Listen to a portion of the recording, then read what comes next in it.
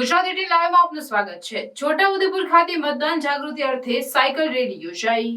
લોકસભા સામાન્ય ચૂંટણી 2024 અંતર્ગત આગામી તારીખ 7/5/2024ના રોજ મતદાન થનાર છે।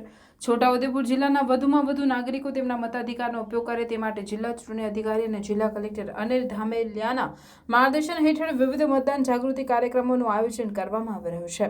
નાગરિકોને અવશ્ય મતદાન કરવાનો સંદેશો પાઠવવા મતદાન જાગૃતિ અભિયાનના ભાગરૂપે છોટાઉદેપુર ખાતે સાયકલ રેલી યોજાઈ હતી। જિલ્લા ચૂંટણી અધિકારી અનિલ ધામેલિયાએ જણાવ્યું હતું કે લોકોમાં મતદાન અંગે જાગૃતિ લાવવા તથા કોઈપણ મતદાર મતદાનથી વંચિત ના રહે તે માટે છોટાઉદેપુર સંસદીય મતદાર વિભાગમાં વિવિધ મતદાન જાગૃતિ કાર્યક્રમનું આયોજન કરવામાં આવી રહ્યું છે, જેના ભાગરૂપે સાયકલ રેલીનું આયોજન કરવામાં આવ્યું છે। આ ઉપરાંત જિલ્લામાં અવસર ડિસ્કાઉન્ટ માટે ઘણા વેપારીઓએ સહમતિ દર્શાવી છે। તેમણે વધુમાં વધુ મતદાન જાગૃતિ અર્થે જિલ્લામાં આગામી તારીખ 6/5/2024 એટલે કે મતદાનના આગળના દિવસ સુધી જિલ્લામાં મતદાન જાગૃતિ માટેના વિવિધ કાર્યક્રમોનું આયોજન કરવામાં આવનાર હોવાનું જણાવીને છોટાઉદેપુર સંસદીય મતદાર વિભાગના તમામ મતદારોને અવશ્ય મતદાન કરવાની અપીલ કરી હતી।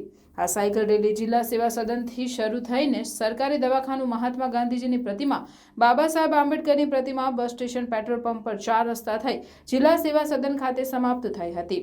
જિલ્લા ચૂંટણી અધિકારી સાથે આ સાયકલ રેલીમાં જિલ્લા વિકાસ અધિકારી સચિન કુમાર, જિલ્લા પોલીસ અધિક્ષક આઈજી શેખ, પ્રાંત અધિકારી વિમલ બારોટ, પોલીસ કર્મીઓ તેમજ મોટી સંખ્યામાં નગરજનો જોડાયા હતા। છોટાઉદેપુર જિલ્લામાં મતદાન વધે, સાથોસાથ કોઈ પણ મતદાર મતદાનથી વંચિત ના થઈ જાય એ માટે જાગૃતતાના વિવિધ કાર્યક્રમો હાથ ધરવામાં આવ્યા છે। ગઈકાલથી જ આપણે અલગ અલગ કાર્યક્રમો હાથ ધરેલા હતા। અવસર ડિસ્કાઉન્ટ નિમિત્તે પણ મોટી સંખ્યામાં વેપારીઓએ ભાગ લીધો છે।